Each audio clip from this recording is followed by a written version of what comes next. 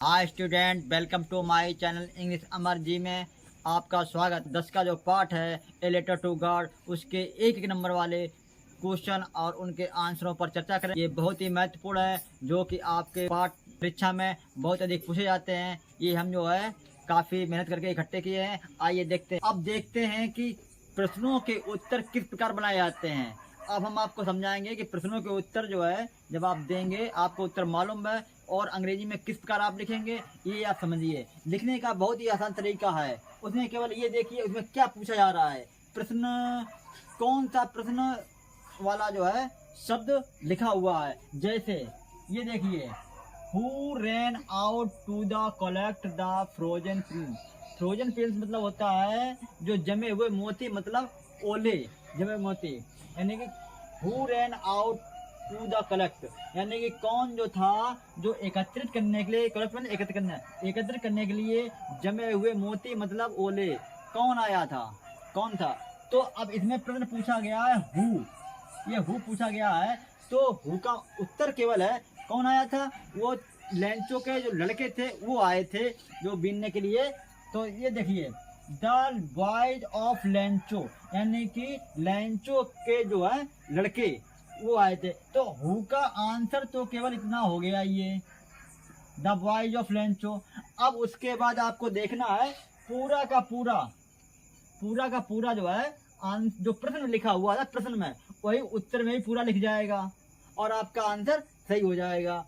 Who ran out to the collect the frozen pearls, the boys of Lencho, Lencho के लड़के, ran out दौड़े थे, to the collect एकत्रित करने के लिए, द फ्रोजन प्रियल्स मतलब जमे हुए मोती मतलब ओले। तो आइए अब दूसरा देखते हैं। दूसरा, विच थिंग्स, कौन सी वस्तु, इन द पैराग्राफ, जो गद्यांश है उसमें कौन सी जो है जो चीज है, रिफर्स टू द फ्रोजन प्रियल्स, जो कि ये इंगित करती है क्या, ये जमे हुए मोती, मतलब जमे हुए मोती कौन सी इंगित करती है जो पैराग्राफ में लिखा हुआ है।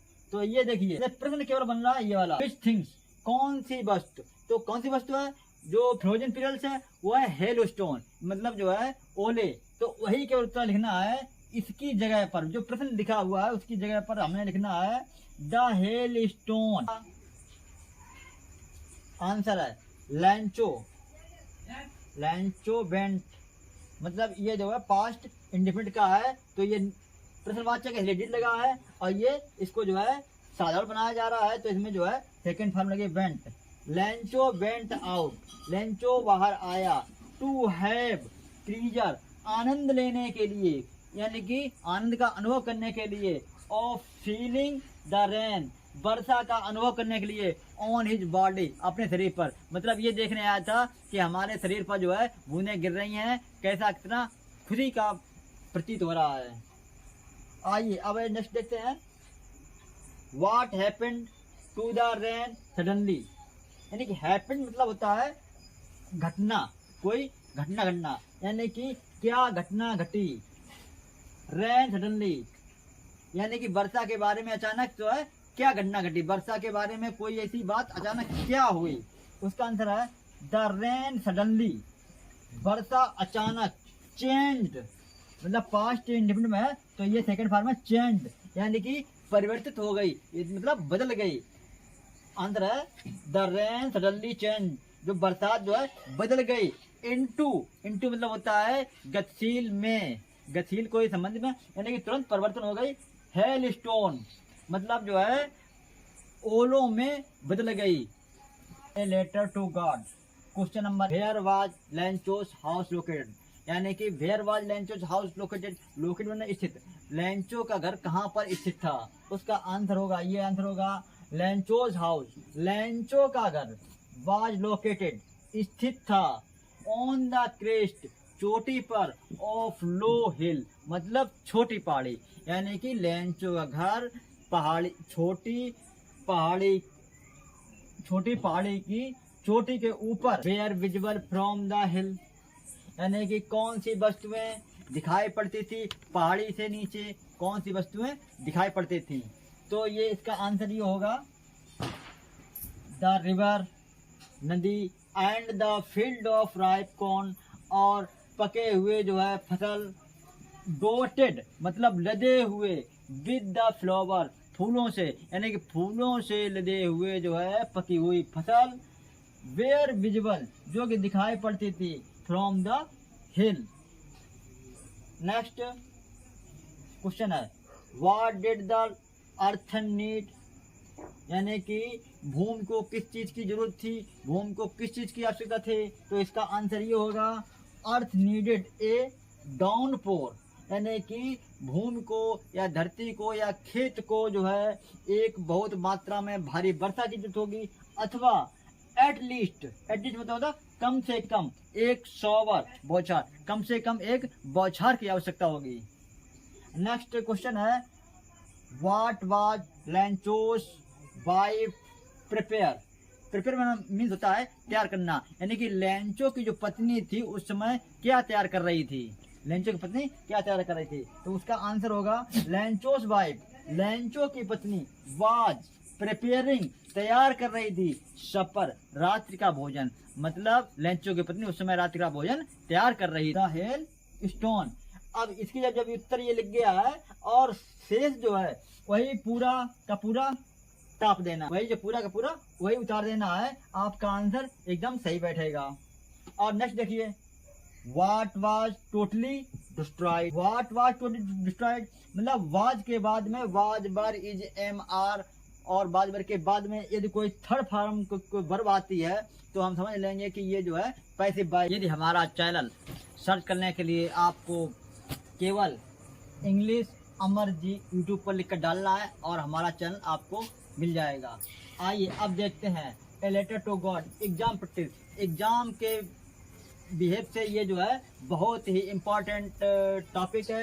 एक नंबर के क्वेश्चन इसमें आते हैं और यदि 2 या 3 नंबर क्वेश्चन आए तो इन्हीं में से 2 एक क्वेश्चन जो है जो आपका क्वेश्चन पूछा जाए उसी से आप जोड़कर बड़ा क्वेश्चन भी बना सकते हैं। आइए देखते हैं next, who predicted about the rain, who predicted about the rain, यानी कि वर्षा के बारे में, वर्षा के बारे में ये मतलब भविष्यवाणी करना, भविष्यवाणी की, हु माने कौन, मतलब किसने या कौन ने वर्षा के बारे में भविष्यवाणी की। तो इसमें देखिए आपको ये देखना है ये किस टेंस का वाक्य है, आंसर भी आपको उसी टेंस में ही देना है। जैसे ये जो है पास्ट इंडिफिनिट का जो प्रश्न पूछा गया है तो आंसर भी पास्ट इंडिफिनिट ही देना है। अब ये देखिए जो आंसर है वो मतलब कौन, किसने, लेंचो ने, जो लेंचो था उसी ने तो कहा था कि जो है अब पानी बरसेगा या पानी बरसने वाला है, तो लेंचो प्रिडिक्टेड, लेंचो ने भविष्यवाणी की या पूर्वानुमान लगाया, इसका मतलब होता है पूर्वानुमान और भविष्यवाणी करना अबाउट द रेन, क्या के बारे में, उस वर्षा के बारे में, तो इसका आंसर लेंचो आएगा। What could be seen approaching in the north east, north east में होता है कि उत्तर पूर्व, और अप्रोचिंग माने आते हुए या पहुंचते हुए, अप्रोच पहुंच, आते हुए पहुंचते हुए, कुड बी सीन देखा जा सकता, व्हाट कुड बी सीन क्या देखा जा सकता था, अप्रोचिंग आते हुए, इन द नॉर्थ ईस्ट उत्तर पूर्व में, यानी कि उत्तर पूर्व में आते हुए क्या देखा जा सकता था। तो इसका आंसर होगा जो वो स्टोरी में बड़े बड़े पहाड़, ऐसा मतलब घटाएं जिसको इन्हें की बादल में से दिखाई पड़ता था कि ह्यूज माउंटेन दिखाई पड़ लेते, वही इसका आंसर है ह्यूज माउंटेन ऑफ क्लाउड, यानी कि बादलों का बहुत बड़ा सा पहाड़, काला पहाड़, कुड बी सीन। अब देखिए ये जो है यहाँ से यहाँ तक केवल जो है ये सब्जेक्ट बना दिया गया है, यानी बादलों का एक बहुत बड़ा पहाड़, कुड बी सीन देखा जा सकता था, approaching in the north east यानी कि उत्तर पूर्व में आते हुए, तो ये इसका उत्तर है कि huge mountain of cloud could be seen approaching in the north east. आइए next, why did Lencho go out, Lencho बाहर क्यों आया, व्हाट वाज टोटली डिस्ट्रॉयड, यानी कि क्या पूर्णतया से नष्ट हो गया था। अब आपको पता है क्या नष्ट हो गया था, लेंचो की फसल नष्ट हो गई थी, लेंचो का खेत नष्ट हो गया था, तो वही उत्तर देना है। अब इसमें ये देखिए कि जो प्रश्न है, प्रश्न कहाँ से बना हुआ है, वाट से, क्या वाट से बना हुआ है क्या। अब इसकी जगह पर, इस वाट की जगह पर हमें लिखना है द कॉर्न फील्ड, यानी कि फसल का जो है खेत, कॉर्न फील्ड मतलब फसल का खेत, फसल का खेत। अब वही चीज वाज टोटली डिस्ट्रॉयड, तो वही इसमें उतार दिया पूरा, वही पूरा लिख दिया उसमें। तो बन गया question what was totally destroyed. तो व्हाट इज देयर पे लिख दिया है द कॉर्नफील्ड, और was totally destroyed, was totally destroyed, answer पूरा क्लियर। नेक्स्ट आइए देखते हैं व्हाट डिड लैंचो से टू हिज सन, यानी कि इसमें जो है लैंचो ने क्या कहा अपने पुत्रों से, यानी लैंचो ने अपने पुत्रों से क्या कहा।